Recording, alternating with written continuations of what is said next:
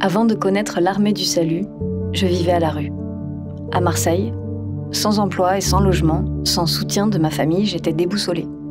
J'ai basculé dans l'extrême précarité. L'Armée du Salut m'a donné le courage pour faire face aux problèmes de la vie.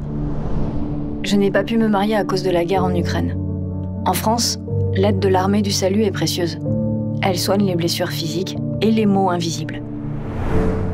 Avec le grand âge, il faut savoir vieillir normalement. Chez moi, je craignais de tomber. Ici, à la résidence, je suis entourée par l'équipe. J'aime fêter Noël et le Nouvel An ici. C'est une belle résidence. Avec mes collègues, nous veillons à la qualité de vie de chaque locataire, en étant particulièrement attentifs aux plus fragiles.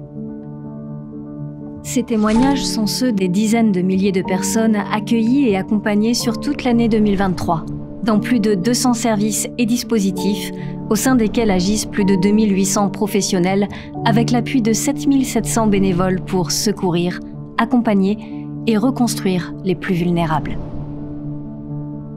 Une action, un engagement, une force, déployée dans 32 départements et 12 régions, et marquée par de nombreux temps forts tout au long de 2023, comme à Paris, les mineurs isolés accueillis par l'Armée du Salut se forment au métier de la restauration.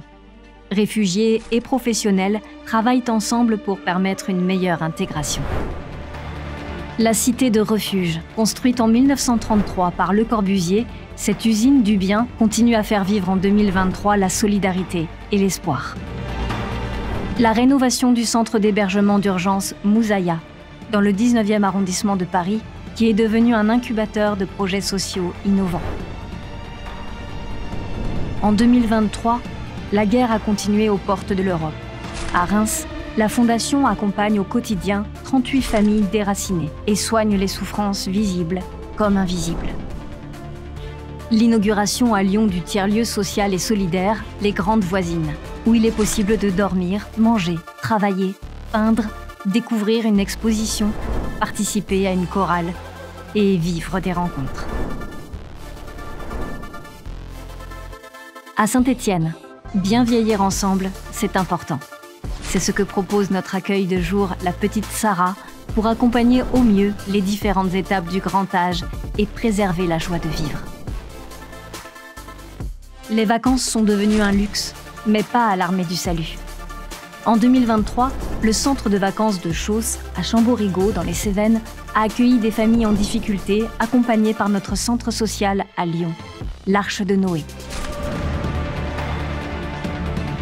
De nombreux établissements et postes de l'Armée du Salut en France et en Belgique ont ouvert leurs portes au grand public pour faire découvrir l'univers de l'Armée du Salut autour d'un donut. Aujourd'hui, plus que jamais, la précarité dévaste des vies entières, alors que les associations manquent de fonds, mais surtout de bras. C'est dans ce contexte que la Fondation a lancé sa campagne d'hiver « Je recrute ».